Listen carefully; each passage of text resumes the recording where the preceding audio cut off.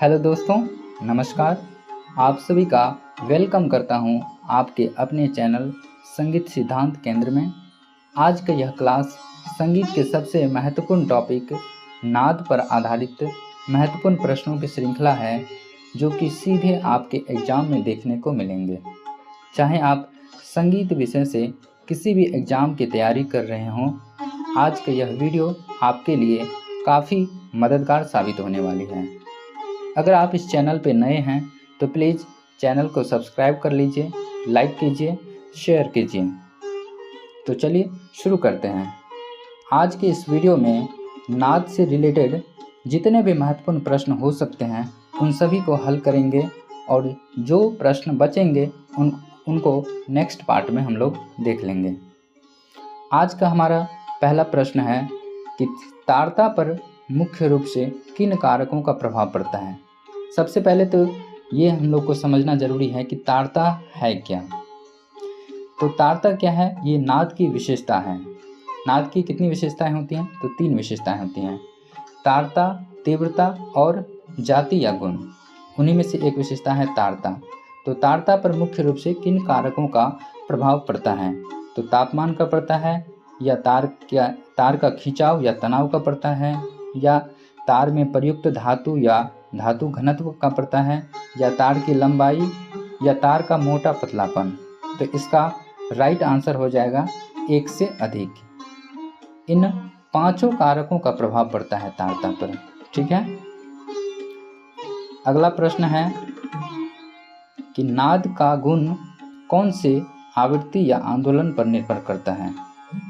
क्या है? नाद का गुण, कौन सा गुण आवृत्ति या आंदोलन पर निर्भर करता है? तो वो नाद का छोटा बड़ापन है, या नाद की जाति अथवा गुण है, या नाद का ऊंचा नीचापन है। तो इसका राइट आंसर हो जाएगा नाद का ऊंचा नीचापन।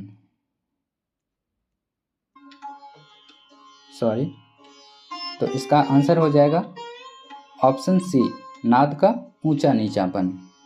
ठीक है। आपका अगला प्रश्न है कि सहायक नाद के संदर्भ में सत्य कथन को चुनना है। तो पहला है कि तानपुरे में सहायक नादों की उत्पत्ति वैज्ञानिक क्रम से होती है। दूसरा है कि मूल स्वर से 1 से लेकर 9 गुना के अनुपात से उत्पन्न होते हैं। तो ऑप्शन है कि दोनों कथन सत्य है, या दोनों कथन असत्य है, या इनमें से कोई नहीं। तो हमारा इसका आंसर क्या हो जाएगा, देख लेते हैं। इसका आंसर हो जाएगा ऑप्शन सी, दोनों कथन सत्य है। ठीक है। आपका अगला प्रश्न है कि नाद अनंत गुना नीचा या ऊंचा हो सकता है। ये सही है, सत्य है, या असत्य है?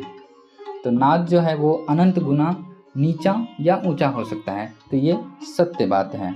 तो इसका आंसर हो जाएगा ऑप्शन ए। ठीक है। अगला प्रश्न हमारा है कि तानपुरा के प्रथम तार मंद्र प का सहायक नाद होगा। तानपुरा का प्रथम तार मंद्र प से मिला होता है, तो उसका सहायक नाद क्या होगा? तो मंद्र प का सहायक नाद क्या हो जाएगा? प ध नि सा होगा, या प ध नि रे होगा, या फिर इसका ऑप्शन और भी होगा, वो देख लेते हैं। हाँ, या म प ध सा होगा, या एक से अधिक होगा। तो इसका आंसर हो जाएगा ऑप्शन बी। ऑप्शन बी क्या है? प ध नि रे। ठीक है, ये हो जाएगा इसका आंसर। मंद्र प का सहायक नाद होगा प ध नि रे। ठीक है। आपका अगला प्रश्न है प्रश्न संख्या 6। क्या कह रहा है कि तार अपने मूल स्थान से जितना इधर उधर होता है वह उसका क्या कहलाता है? वह आंदोलन कहलाता है, या कंप विस्तार कहलाता है, या आवृत्ति कहलाती है, या एक से अधिक? क्या हो जाएगा? तो इसका आंसर हो जाएगा ऑप्शन बी, कंप विस्तार। यानी कि नाद तार जब अपने मूल स्थान से जितना इधर उधर होता है वह उसका कंप विस्तार कहलाता है। ऑप्शन बी राइट आंसर हो जाएगा। अगला प्रश्न हमारा है कि 1 सेकंड में जितनी बार तार इधर उधर आंदोलन होता है वह उसकी क्या है? वह तारता है या तीव्रता है या आवृत्ति है या एक से अधिक या इनमें से कोई नहीं। तो इसका आंसर हो जाएगा ऑप्शन सी, यानी कि आवृत्ति हो जाएगी करेक्ट आंसर। ठीक है। अगला प्रश्न हमारा है कि तानपुरा के प्रथम तार मंद्र मध्यम का सहायक नाद होगा। तो म प ध सा होगा या म प ध नि होगा या म प ध नि तारसा होगा या एक से अधिक, क्या हो जाएगा इसका सही आंसर? तो मंद्र म का पूछ रहा है, तो म प ध सा इसका हो जाएगा option A will be the right answer, म प ध सा। ठीक है। अगला प्रश्न हमारा है प्रश्न संख्या 9 है कि स्वयंभू स्वर किस पर निर्भर करता है? वो गूंज पर निर्भर करता है या रंजकता पर या आवाज़ की मधुरता पर? तो इसका आंसर हो जाएगा एक से अधिक। स्वयंभू स्वर जो है वो गूंज पर भी निर्भर करता है, रंजकता पर भी और आवाज़ की मधुरता पर भी। ठीक है। तो इसका राइट आंसर हो जाएगा ऑप्शन डी, इन सभी पर। अगला प्रश्न हमारा है प्रश्न संख्या 10 कि निम्नलिखित में से कौन सा कथन सत्य नहीं है? यहाँ नहीं पूछा है। ठीक है। तो आहत नाद द्वारा उत्पन्न, आहत नाद जो है वो प्रहार द्वारा उत्पन्न होता है, सही है। नाद के 2 प्रकार होते हैं, ये भी सही है। अनाहत नाद स्वयं उत्पन्न होता है, ये सभी कथन तो सत्य है, लेकिन यहाँ पर पूछा क्या है कि सत्य नहीं है। तो option E will be the right answer हो जाएगा, क्योंकि ये तो सभी सही हैं। तो इसका आंसर ये हो जाएगा ई, ये सभी सत्य हैं।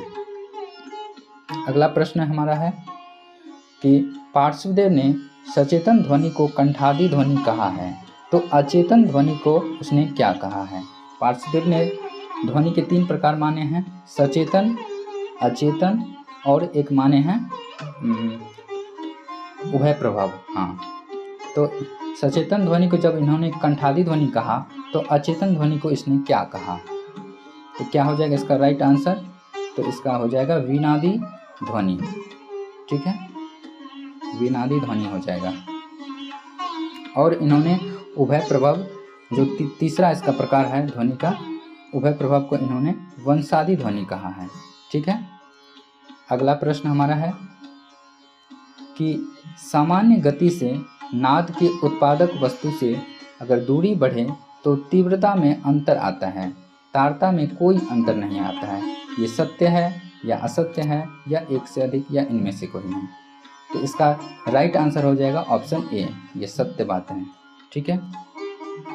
अगला प्रश्न हमारा है कि अहोबल ने नाद की उत्पत्ति के मनुष्य के शरीर में कौन सा स्थान नहीं माने हैं? तो उन्होंने नाभि को माने हैं, मस्तिष्क भी माने हैं, हृदय भी माने हैं, कंठ भी माने हैं और मुख भी माने हैं। टोटल 5 स्थान माने हैं पंडित अहोबल ने नाद उत्पत्ति के मनुष्य के शरीर में। तो पूछा है कि नहीं,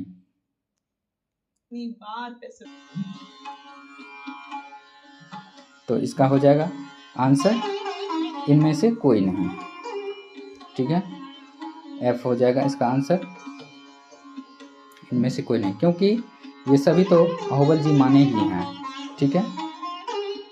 अगला प्रश्न है कि नाद एक दूसरे नाद से अलग किस प्रकार होता है? वो उपस्वर के कारण होता है या सहायक नाद के कारण होता है या ओवरटोन्स के कारण होता है? तो इसका करेक्ट आंसर हो जाएगा, देख लेते हैं। इसका करेक्ट आंसर हो जाएगा एक से अधिक, यानी कि एक से अधिक हो जाएगा। इसका उपस्वर को ही ओवरटोन्स कहते हैं। ठीक है।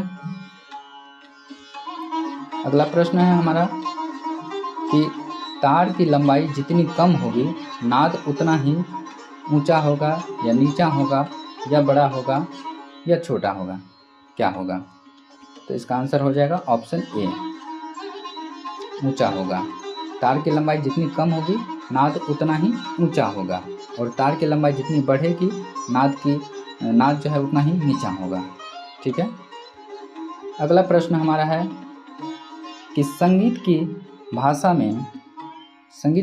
में महीन या पतली आवाज़ को क्या कहते हैं? उसे नाद का ऊंचापन कहते हैं या नीचापन कहते हैं या नाद का ऊंचा नीचापन कहते हैं? तो उसे नाद का ऊंचापन कहते हैं। ठीक है, तो ऑप्शन ए राइट आंसर हो जाएगा। अगला प्रश्न है हमारा कि न नादेन बिना गीतम न नादेन बिना स्वरः, ये जो श्लोक है, नाद का यह श्लोक किस ग्रंथ में दिया गया है? वो नाट्य शास्त्र में दिया गया है या बृहदेशी में दिया गया है या संगीत रत्नाकर में दिया गया है? तो इसका करेक्ट आंसर हो जाएगा ऑप्शन बी, बृहदेशी। ठीक है,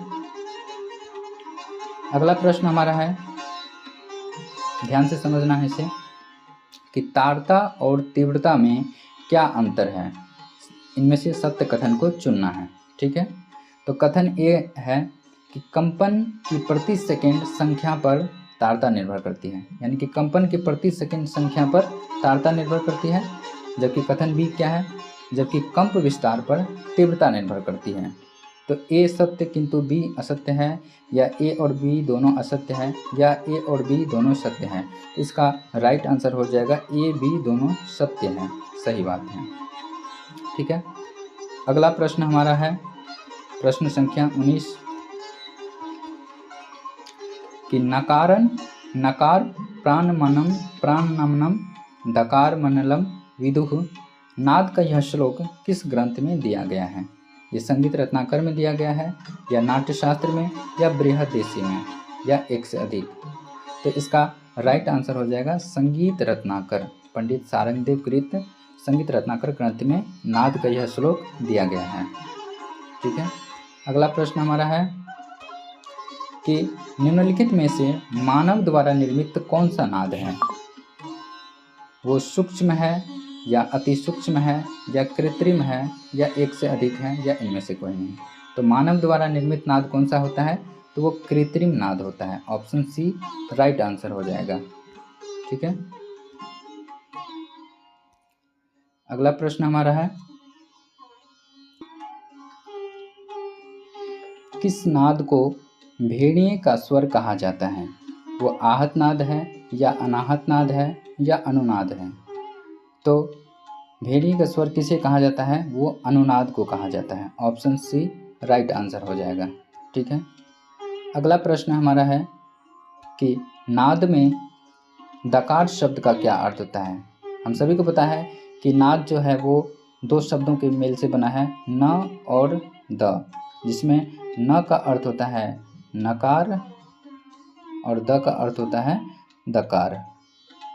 ठीक है, तो द जो है दकार का अर्थ हुआ, तो दकार शब्द का जो है वो अर्थ क्या होता है? वो आहत होता है या अग्नि शक्ति होती है या प्राणवायु या एक से अधिक या इनमें से कोई नहीं? तो दकार का अर्थ होता है अग्नि शक्ति। ठीक है, जबकि नकार का अर्थ होता है प्राणवायु इसका। ठीक है,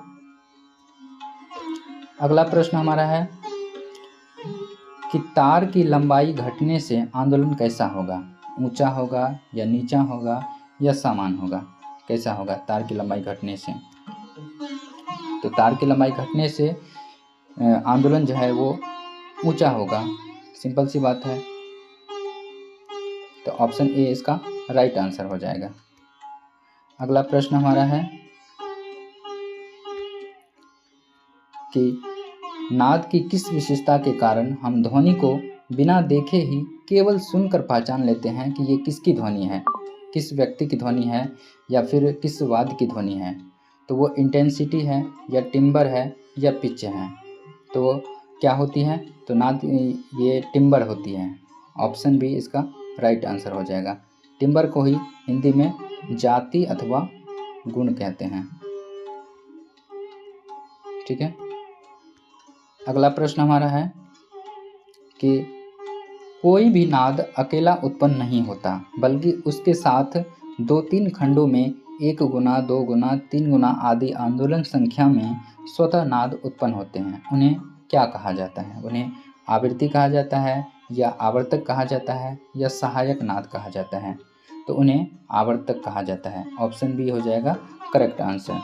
ठीक है, अगला प्रश्न और आज का यह लास्ट प्रश्न है कि निम्नलिखित में से कौन सा नाद के प्रकार शारंगदेव के हैं?